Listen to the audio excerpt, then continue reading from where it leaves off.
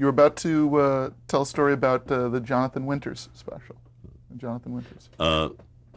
We were putting together a Jonathan Winters special right at the time that Kennedy was assassinated.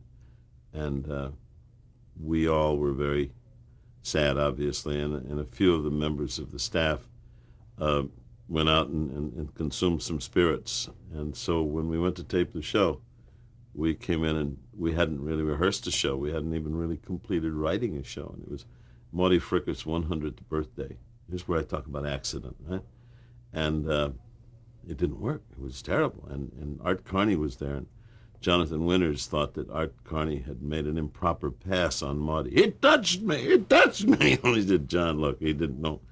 So, I mean, and we were all fairly well sloshed. And we had to deliver the show in about 3 days, and it wasn't coming together at all. So we wound it up. We got tables, and we put props. And I said, just put them out there, and while I'm figuring out something else to do, just play. And so Jonathan Winters and Art Carney went out to these 2 tables and just picked up things and did shtick.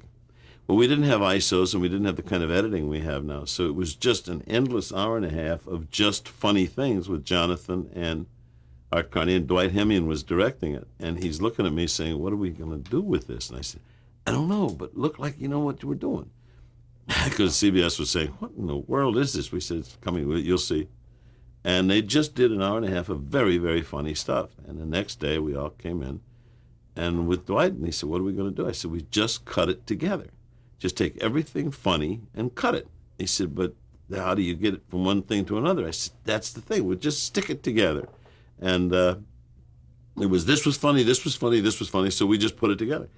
And that, of course, was the early editing technique that we later applied with Laugh-In. But we took these things and put them together and ran it for the network. And the network said, well, this is funny, but how are you going to put it on the air? We said, that's it. They said, but it doesn't make any sense. We said, yes. And they looked at us like, you're nuts. And I said, well, look, we sat in a room and we all laughed. Good. Why does it have to stick together like television? And they said, because that's what we bought. And I said, yeah, but this is a surprise. It was a surprise. So anyhow, I went on the air, and it won a TV Guide Award. And it was an absolute mistake. It was taking something that was a disaster and turning it into something that really worked. And we were forced to do it. We didn't create it. We didn't mean to. It was just desperation. And later, the editing techniques of Laugh-In went back to that first Jonathan Winters special. Wow. Where we just put things together. And I had the same problem then. They said, but it doesn't make sense. I said, it makes sense to us. When we ran Laugh-In the first time, the network was really upset. And they said, what is this? They said, well, it's a television show. They said, no, it's not. This is just you and your crazy friends took our money and went out and had a good time. I said, yeah, we had a pretty good time. And they said, but you can't air this. It's too, people won't understand it. And what you want to say is, well, you understood it, and the audience is smarter than you are, so, Anyway, they said you have to slow it down, so we took out another 3 minutes. It's like I have a plaque from Fred Astaire, and it says when you get it just the way you want it, and you cut everything that can possibly be deleted, you've taken everything out, and it's just the way you want it. Take out another 3 minutes, and that's what we did with Laugh-In.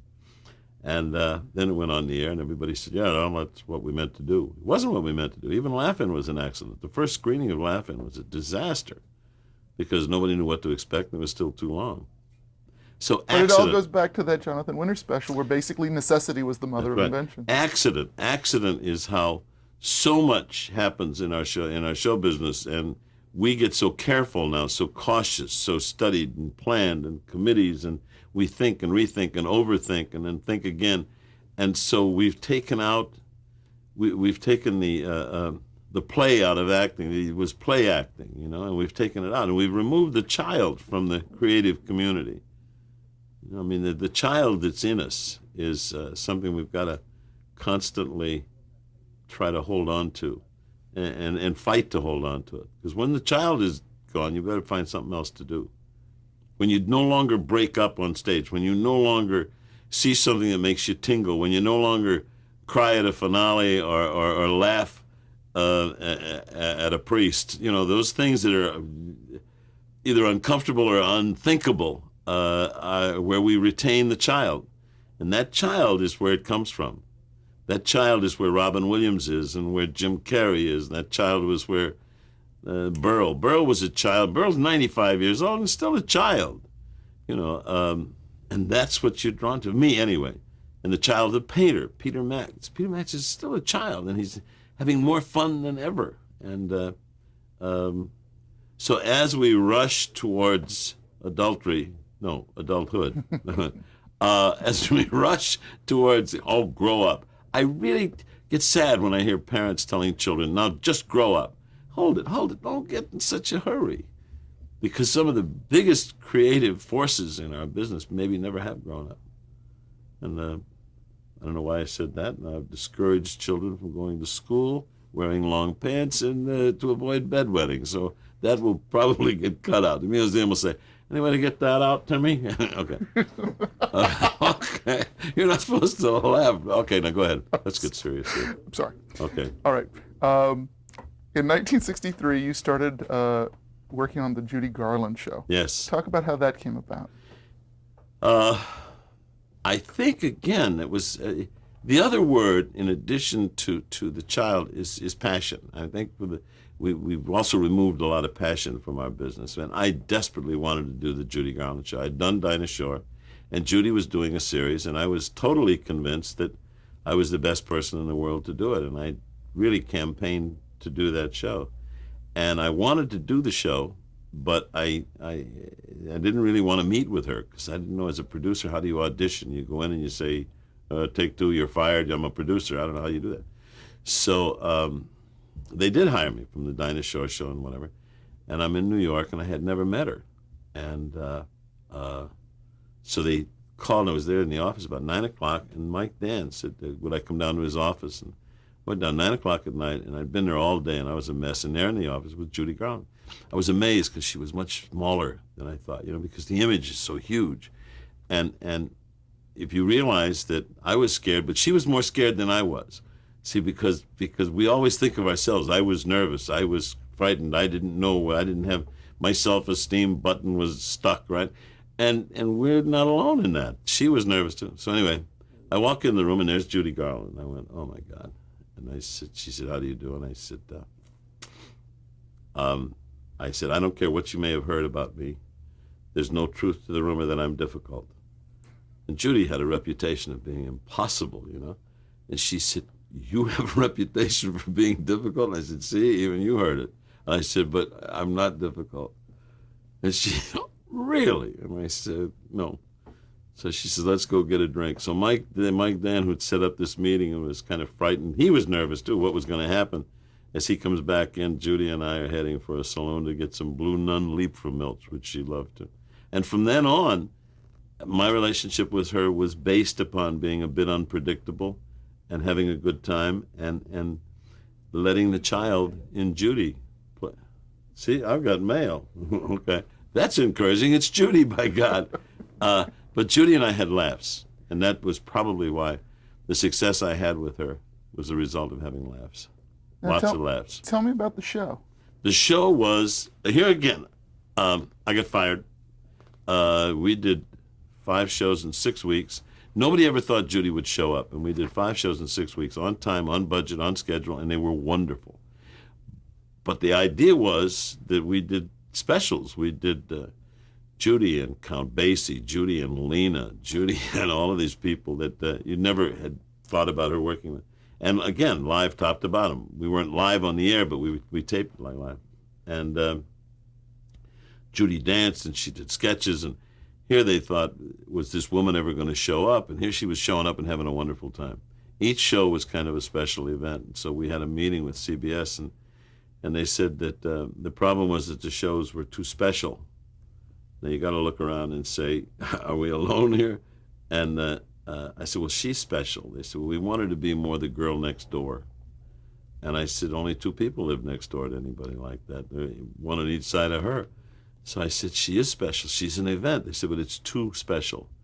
And we want to have her more warm. And I said, well, she's pretty warm. And so anyway, we didn't quite make it. And the guy was head of CBS at that time, was a guy named Hunt Stromberg. You can always see it coming, If you learn to look, and worry about them is more. Hunt Stromberg wore his jacket outside of his shoulders, and he had a pet monkey, and he and he smoked a cigarette like this, and he was big. He was big and just a little light in the Capicios, So you saw him coming down the hall smoking this cigarette with his coat outside of his shoulders, and a pet monkey, and saying, "Hi, Judes," and I went, "Oh, this is going to be so." I should have known that it was not going to last long. Hunts. Hi, Hunts. Hi, Judes. Oh, man. But anyhow, shortly thereafter, he told her he knew what she had to do to fix the show.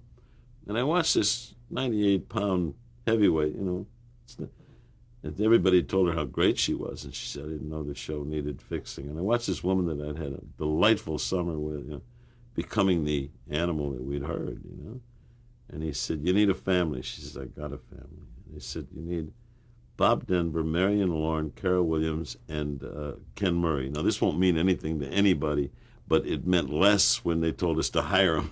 I mean, if ever there was a group that was wrong for Judy Garland, Ken Murray used to run old films, and Bob Denver was, Gilligan, and she said, "I've got a family," and I kind of nudged Hunt and told him to go play with his monkey, and I got fired. But so they changed the format then from a variety format to more of a situational? It became warmer. It became, let's sit in stools and talk and chat. And Judy wasn't that. They said, "Judy touches people." Well, yeah, she did touch people. And I would say to them, "Touch her." And if they just put their hand on her arm, she calmed down. But we did things to her. She would get angry on stage because she was tough. And the first time she got angry on stage, I played explosions, sirens, and machine guns and bazookas and everything. Just scared the hell out of her, And she collapsed. She was convinced that there was an assassin in the building. She said, "What the?" 'Cause she was bawdy. Her language made me sound like a, priest. And so then she said, "Don't ever do that." I said, "I'm sorry, I didn't mean to." So then the next time she got mad on stage, I played loud sounds of flatulation, but loud. And, of course, that was one of her favorite things in the world, with jokes dealing with bodily functions, When those things came through that Altec speaker, man, the woman almost lost it. She could hardly sing that night. She laughed so hard. But we made her laugh, and that was fun. How comfortable do you think she was with the medium of television? She loved it. It was an extension of theater. It was an extension of vaudeville, of stage, and she loved it. But had they let Judy alone, I think she'd have probably still had a problem, because her whole life she'd been exploited, And but boy, there for a while, we did a show with Lena and a show with Liza, and they were great television shows. But I had great fun with her. So now, what did you do after? After Judy, it took me a little while to recover, because here I was considered to be the magical producer, the Svengali, the man who had brought Judy Garland and presented her with no problems, no scenes, no difficulty, on time and on budget. And then suddenly the next morning I wake up and I'm available. It took a little adjustment. But as it turned out, we were right. That's what she should have been doing. But I think that as far as people looking at this sometime in the future, I think that we all have setbacks, we all have disappointments, we all have failures, but and they hurt, man, they hurt. I don't care who you are or what you are, they hurt. But you can take that and adjust to it. And first of all, you must never lose your sense of humor, because when a child is born, said that you don't have to teach it how to sleep, eat, cry, or laugh. And the rest of its life, we tell it when to sleep, what to eat, not to cry, and to be careful of what it laughs at. None of which I obviously agree with, but humor, laughter is a vital ingredient in our lives, and without that, you're screwed. Certainly, with some of the setbacks that I've enjoyed, the laughter part's what pulled me through. If in fact I pulled through. I can say. How old are you? Oh, never mind. Okay, I hate that. Go ahead. 33. When I was 33, I was 47. Okay, come on now. And are we through? Can I go now? Okay. Oh, look how much more Can- we have. Oh, jeez. Yeah. It didn't take this long to live this stuff. Jesus. Well, this is like those shows like the new Julia Louis-Dreyfus show or 24. This interview is real time. Did you It's see going to be the your show life in last real. night? I did not. Okay. We can talk about Nobody it else later. did. Okay. All right. All right. The Grammy Awards The in Grammy Award. 1963. I did the first 5 years of the Grammy Awards when it was called the Best on Record, and nobody knew really what the Grammy Awards were, and they didn't have any money. And in order to make the statues, they had to get the money from the television show first. So all the awards we presented on the air for the first 5 years of the Grammy Awards belonged to Hank Mancini. And I'd take the truck over to Mancini's house, and Ginny would pack up all of his Grammys, and we'd bring them. And those were the awards that were presented on stage. Then when they got the money from the show, they'd go out and buy the real awards.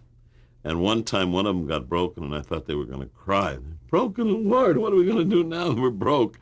And now you read how much money they're making and fooling with and all of that. But it was 5 years, and it was great. And it was nobody knew what the Grammys were, so we would chase performers around, and we would shoot them on location. And we would do Simon and Garfunkel at the Yankee Stadium. Simon and Garfunkel. They helped us when we did the Farkles on Laughing. See how you flash on things, right? If you want to make this so it's going to come out disjointed, because that's the way I think. But when we were doing the Farkle family on Laughing, we were standing around on stage with Greer Garson, and she said, "What are their names?" And I said, "Well, we never named the Farkle family, really." So we stood there naming them, and it was Simon and Garfarkle, and Artie and Smarty Farkle, and Fred Burfel and Ferd Burfel. And we ran this crazy family, but Simon and Garfarkle. So every time I think about them, I do that. Now you can cut that out later too, but okay. We'll fix it in post. Fix it, please fix it in post, and undercrank this a little bit so it comes, so nobody has to sit and look at this thing. Boy, Now, education in the future is going to be tough. If somebody, right, with probably an IQ of about 18,000 is going to have to sit down and look at this and say, who was this gorilla, and how did he get into my television set? Anyhow, I think if I have to sum it all up, I had a good time. Even when I wasn't having fun, I was having a good time, except for right now. And we apologize. Now, talk about producing that first Grammy Award show and sort of the challenges that you were confronted Well, nobody with. wanted to do it. We didn't have any money. They didn't have any money, and you had to follow them all over the world to try to get them to do it. And it was very difficult because award shows had not become that popular. The Grammy Association had no money at all, and we were in black and white, and we were shooting on film and everything else. But there was something there that has now since become part of our culture. The fact is that the award shows are popular because they make us feel good. Did the show air live? No. At a time when we focus on losers and on the ugliest side of our society, award shows make you feel good. They're about winners. They're people who are dressed up and happy to be there. And that was the very beginning of it, the celebration of achievement. Do you remember who were some of those first performers that you did get to perform on that show? Oh, well, see, I had Dean and Frank and people that I was familiar with, and Sammy and Louis Armstrong, and I think Al Hurt was on it, and Petula Clark, and I think Diane Carroll. There were some pretty good performers on it, you know. But each one had to be shot separately, and there was no way to do it as a live show because it just didn't have that kind of clout yet. How'd you get them to do the show? I asked them because I'd been in saloons and nightclubs, we called them, were saloons, and I knew them all. Now, the first show was in 1963. Whatever you say. Do you recall how or if John F. Kennedy's assassination affected that show? John F. Kennedy's assassination affected everything. Sure. I think we even did a number on the show. But John F. Kennedy's assassination affected everything because we felt then and we feel now we didn't know everything about it. And that was a window of hope. And of course, he's been criticized since, as was he that good a president, and he was fooling around. And, you know, we tear down our idols. We're absolutely obsessed not allowing a hero to stay a hero, not allowing a figure to be revered. We must tear everything down. And yeah, he affected all of us. Any anecdotes or just notable moments from those years of producing the Grammys that you'd want to share? No, it was a celebration of the music business, and it was before. See, it was before rock and roll and before rap and all of those things which I love now. But it was a much more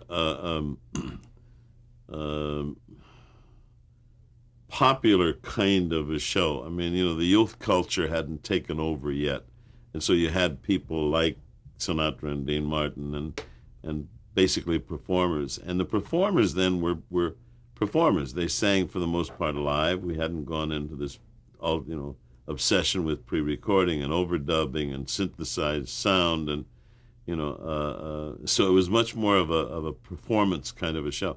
Now it's great, but you have an audience of 18,000 people, and they have strobe lights and synthesized sound and follow spy. It's like now you're looking at it's so much glitz that you wonder sometimes where's the performer. I think maybe that's what I miss the most about show business as we knew show business, is you miss the performer many times now. Now that you're watching, there are so many cuts in one number, you don't know where the star is. There's dancers and people with navel rings and tongue rings and cheek rings and rings in their eyebrows, and they're on for each cut is maybe a 15 frames, and you're saying, what are you afraid of? Sit down and let me see who this person is. But that I realize is old-fashioned, and now the music business mixes the voice with the instruments as one of the instruments, so you lose that voice. And the contention is that kids listen to it so many times they understand the lyrics because they've heard it so many times. But I think the one thing I miss is the performer. I mean, you take some of these people are phenomenal performers, but by the time they put them into a music video, you lose them a little bit. But that's just because I'm mature. No, but the I love it, production and does I'm overwhelm the mystified. performance. I love it. I'm mystified by it. I'm fascinated by watching it. But I just wonder if Britney Spears sat down and did a Peggy Lee kind of a song, and you got to know her. I get to know the choreographer, the designer, the director, and the lighting director, and the editor more than I know them. So they're lost in there. Now this has turned off everybody that's watching them. They're saying, God, why don't he shut up and go listen to some rap? Now, is this why you stopped producing the Grammys then? I stopped producing the Grammys because I was doing other things, and it took a lot of time, and it seemed to me like it was, it seemed to me like I was having more fun. By then I was doing Laugh-In, and that took up all my time. And if I had known the amount of money they were going to make on the Grammys, I'd have certainly stayed with it. When you say how much time it took, how much of a commitment would it be on your part to prep and produce the Grammys? Now they work on it all year long. No, I mean when you were doing it. Oh, at that point, see, the difficult thing was getting people to do it. Nobody knew what it was. Nobody knew what the Grammys were, the NARAS was, and so you'd start, pretty early, and then you'd have to go shoot each thing in a different location. And I was doing Laugh-In, which was a total time-consuming occupation. What do you think was the most important thing to know going into producing an award show? Then and now. Well, I don't know. Then we did Bill Cosby's first Grammy Award back then, and helping them to help themselves, because Bill came in and he did a thing I think on Noah or something, and there was no way to cut that routine. He was just locked on it, And performers at their very best are children, and you have to find some way to help them. Well, when they would come in to accept an award, it's an important event in their life. And yet now it's important that you look cool and laid back and hip and all of that. So you're there, producer, a director, a writer, whatever, is there to help. And sometimes it's not that you can help them more by not letting them do what they shouldn't do, and then sometimes that leads to confrontations. But now there's so many people between the performer and the producer that nothing ever really comes out a pure conception. It's always a compromise, which is okay, except most real advances in any art have been the result of the efforts of the creator, who has the passion of the creation. Most of the really great television shows were conceived and really driven by one or two people, and they had the passion. The rest of them wanted to get home in time for the news. And everybody works very hard. See, you work as hard on a failure as you do on a success. But to maintain the passion is what's becoming more and more difficult for more and more people, because you don't have an opportunity to see your vision. Everything is a compromise. Everything is a committee. Everybody sits and says, well, you know what I think? No, and I don't care. Well, now that doesn't necessarily get you a friendly hello at the front door, you know. But you must, I mean, as far as our community, the creative community, Norman Lear, right? Norman Lear had a passion, had a concept, and he fought for that concept. And if it worked, fine. But if it didn't work, that was okay too. But it, more often than not, had a better chance of working because of that driving passion. And you leave a lot of bodies strewn around when you have that kind of drive. Tommy and Dickie Smothers.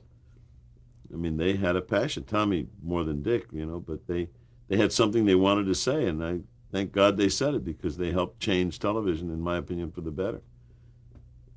But they got fired. Right?